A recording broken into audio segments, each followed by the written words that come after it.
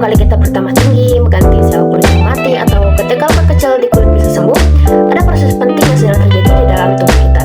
Jika diperhatikan, tubuh kita tidak mungkin mempertahankan kondisi yang sama selamanya.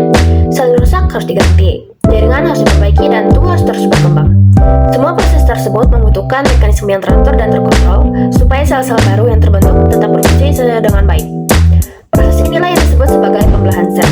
Pembelahan sel merupakan cara sel memperbanyak diri dengan membentuk sel-sel baru. Namun, pembelahan sel tidak hanya satu macam. Dalam biologi terdapat 7 pembelahan sel memiliki peran sangat berbeda, yaitu mitosis dan meiosis.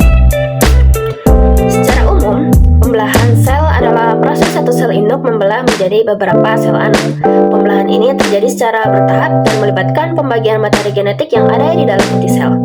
Pembelahan sel berfungsi untuk 3 hal utama, yaitu pertumbuhan, perbaikan jaringan, dan reproduksi. Berdasarkan fungsinya, pembelahan sel dibedakan menjadi mitosis dan meiosis. Mitosis merupakan pembelahan sel yang terjadi pada sel tubuh atau sel somatik. Tujuan utama mitosis adalah untuk pertumbuhan dan perbaikan jaringan. Dalam proses mitosis, sel mengalami beberapa tahap, yaitu profase, metafase, anafase, dan telofase. Pada tahap profase, kromosom mulai memadat. Pada tahap metafase, kromosom berjajar di tengah sel. Selanjutnya pada anafase, kromosom ditarik ke dokumen yang berlawanan, dan terakhir pada telofase, inti sel kembali terbentuk dan sel siap membelah.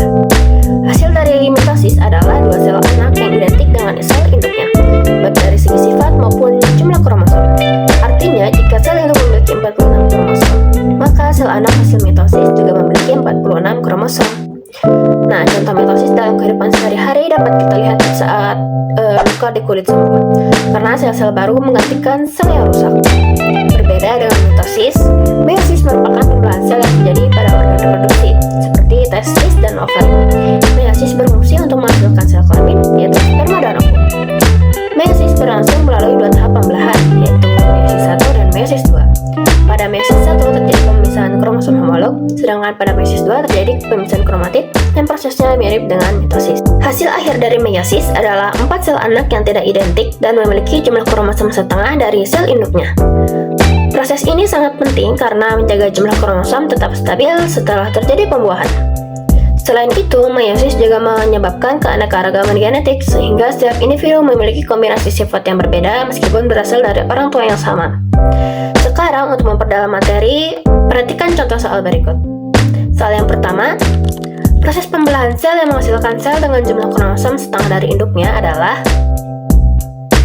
Jawabannya adalah meiosis, karena pembelahan ini menghasilkan sel kelamin dengan jumlah kromosom setengah dari sel induk.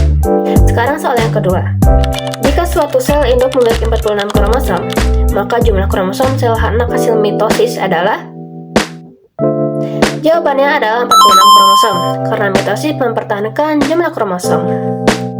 Sebagai kesimpulan, pembelahan sel merupakan proses penting yang memungkinkan tubuh manusia tumbuh, memperbaiki diri, dan bereproduksi. Mitosis berperan dalam pertumbuhan dan perbaikan jaringan, sedangkan meiosis berperan dalam pembentukan sel kelamin serta menciptakan variasi genetik. Dengan memahami pembelahan sel, kita dapat mengetahui bagaimana tubuh bekerja secara teratur dan mengapa setiap manusia memiliki keunikan masing-masing. Sekian penjelasan dari saya, terima kasih atas perhatiannya.